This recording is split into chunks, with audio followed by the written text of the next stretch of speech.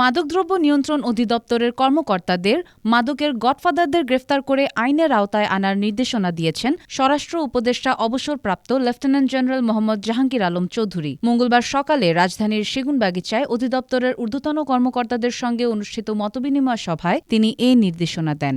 উপদেষ্টা জানান, মাদক বহনকারীদের পাশাপাশি বড় বড় গডফাদারদেরও গ্রেফতার করতে হবে, চলমান যৌথ অভিযানকে আরও শক্তিশালী করতে হবে এবং প্রতিদিনের অগ্রগতির রিপোর্ট জমা দিতে হবে।